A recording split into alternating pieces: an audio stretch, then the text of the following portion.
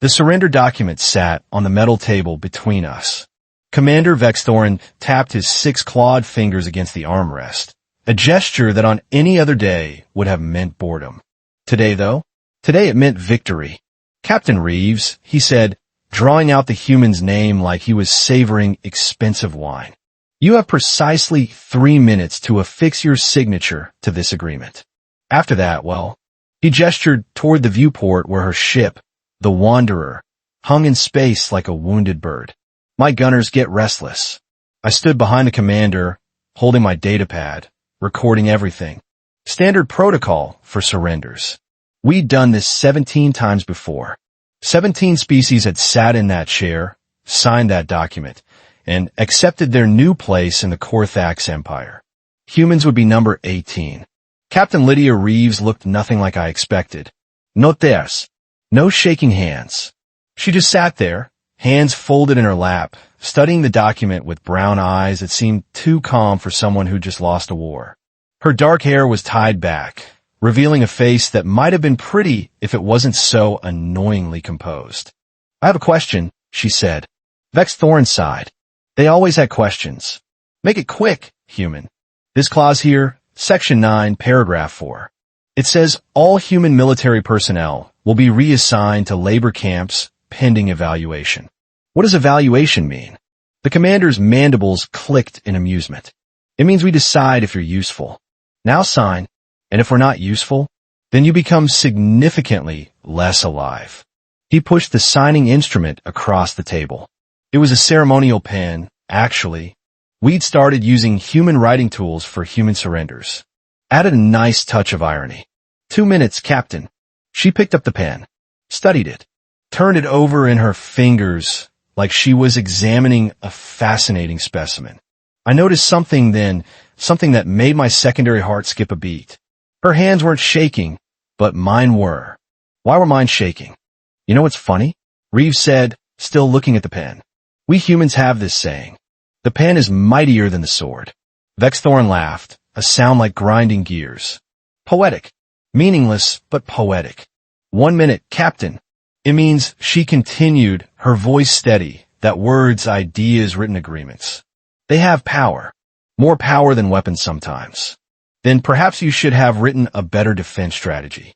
The commander leaned forward. 30 seconds. She smiled. Actually smiled.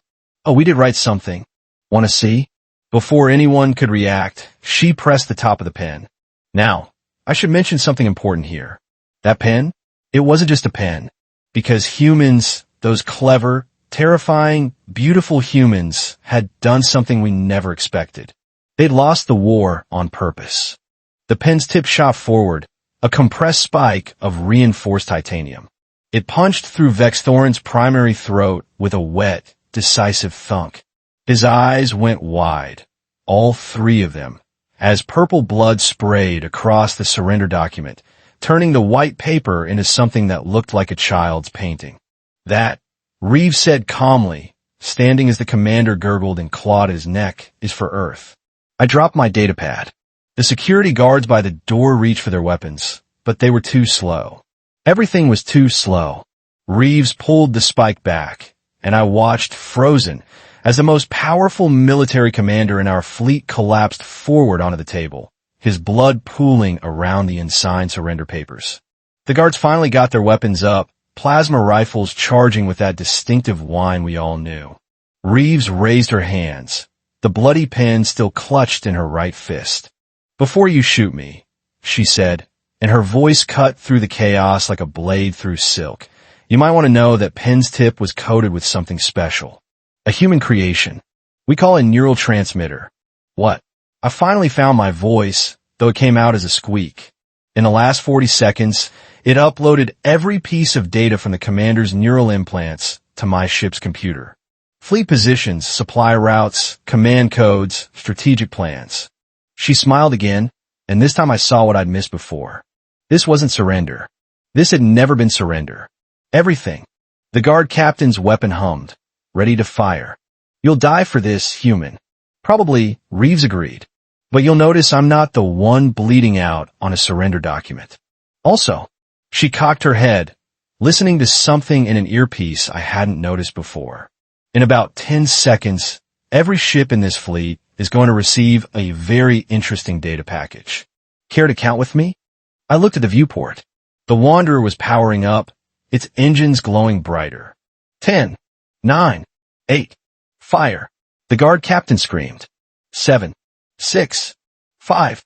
The plasma bolts were already flying. 4, 3, 2.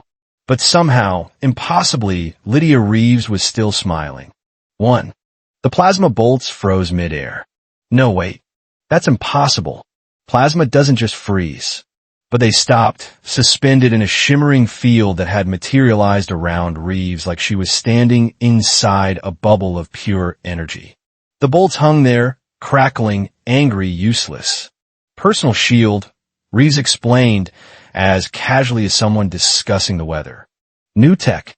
We've been working on it while you were busy thinking you'd already won. The guard captain's face went through several shades of purple. Impossible. Our intelligence said humans didn't have shield technology. Your intelligence, Reeves said, stepping over Vex'thoran's very dead body, believed what we wanted them to believe. That's the thing about humans, gentlemen. We're really, really good at lying. I watched as every screen in the command room suddenly flickered. Then they all displayed the same message, written in standard Corthax military script. It was beautiful and terrible at the same time. Hello, Corthax fleet. This is the crew of the Wanderer. Thanks for the data. We'll be leaving now. Oh, and about those self-destruct codes your commander kept in his neural implants? Yeah, we've activated them. You have 12 minutes to evacuate. Have a nice day. Signed, Humanity. The room erupted. Alarms started screaming. Officers were shouting into communicators. Someone tried to shoot Reeves again, but the bolts just splashed against her shield like water against glass. You're bluffing, the guard captain said, but his voice shook. There's no way you could activate fleet-wide self-destruct protocols. The codes change every hour. Reeves tapped her earpiece. Wanderer, status report please. A voice crackled through, audible to everyone in the room. Captain, we've confirmed detonation sequences initiated on 42 vessels. They're trying to override, but the commander's access codes are working perfectly. 11 minutes, 30 seconds until the first ship goes boom. Thank you, Marcus. Prepare for extraction. Wait, I said, finally finding the courage to step forward. My voice was shaking worse than a cargo hauler in a solar storm. You can't do this. There are civilians on some of those ships. Families. Reeves turned to look at me, and for the first time, I saw something besides cold calculation in her eyes. Something that might have been regret, or maybe pity. You're right, she said. There are families. Just like there were families on Earth when your fleet bombarded our cities. Just like there were families on Mars Colony when you burned it to ash. Just like there were families on every human world you've touched. She paused. But unlike you, we're not monsters. She tapped her earpiece again. Wanderer, broadcast evacuation corridors to all Corthax vessels. Give them safe routes to the escape pods. Captain, that'll give them time to mount a counterattack. Do it anyway, Marcus. The guard captain stared at her like she'd grown a third head. You're helping us? After what we did, I'm showing you what mercy looks like, Reeves said. So when you go home, when you tell your commanders what happened here, you remember this moment. Remember that humanity could have killed you all and chose not to. Remember that the next time someone suggests attacking Earth. The shields around her flickered, and I realized she was preparing to leave. Outside the viewport, a small shuttle was approaching, cutting through space with human-level precision. You'll never make it, the guard captain said, but he didn't sound convinced anymore. Even if you reach that shuttle, we have 200 ships out there. Had 200 ships, Reeves corrected. Now you have a fleet in panic mode, trying to evacuate before they become expensive fireworks. But sure, try to stop me. I'd love to see how that works out. The shuttle docked with the command ship right outside our section. The viewport door began to open, emergency seals hissing as they disengaged. One more thing, Reeves said, backing toward the opening. Tell whoever takes over from Vex'thoran that humanity is willing to negotiate a real peace. Not surrender. Peace. We'll be waiting. Why? I asked. The question burst out before I could stop it. Why go through all this? Why kill the commander? Why give us a chance to evacuate? None of this makes sense. Reeves paused at the threshold between the command room and the vacuum of space. Her shuttle waited just beyond, a tiny spot of safety in the infinite dark. Because war is easy, she said. Any idiot can start a war. But peace? Peace takes courage. It takes strength. It takes being willing to show mercy even when you don't have to. That's what makes us human. That's what makes us strong. And that's what's going to make you think twice before you ever threaten our world again. She stepped backward into space. Her shield extended, creating a bubble around her as she floated toward the shuttle. I watched, along with everyone else in that room, as she reached the small vessel and climbed inside. The shuttle turned, its thrusters firing. On every screen, the countdown continued. 9 minutes. 8 minutes. 7 minutes. Sir, one of the officers called out. Evacuation is proceeding. But we need to go. Now. The guard captain looked at me. I looked at him. We both looked at the spot where Reeves had been standing, and then at Vex'thoran's body, still draped over the surrender document. Evacuate the fleet, the guard captain said quietly. And someone give me a direct line to high command. They're not going to believe this. I grabbed my datapad and ran.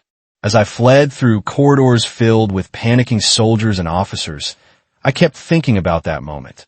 About the human captain who'd turned surrender into victory with nothing but a pen and the courage to use it. The Wanderer disappeared into faster-than-light travel just as I reached my escape pod. Behind it, the Korthak's fleet scattered like startled fish. The first ship's self-destruct was canceled with only seconds to spare. Humans, I realized as my pod rocketed away from the command ship, were terrifying. Not because they were violent, but because they understood something we never had. Sometimes the greatest weapon isn't the one that destroys your enemy. It's the one that makes them afraid to ever be your enemy again. Lydia Reeves had just taught the entire Korthak's empire that lesson. With a pen. A single, perfect, terrible pen. And somewhere out in space, I knew she was laughing. So what did you think? Did this story surprise you? Let me know your thoughts in the comments below. If you enjoyed this sci-fi story, please hit the like button. It really helps the channel grow. And don't forget to subscribe for more mind-blowing science fiction stories every week. Turn on the notification bell so you never miss an upload. Thanks for watching, and I'll see you in the next story.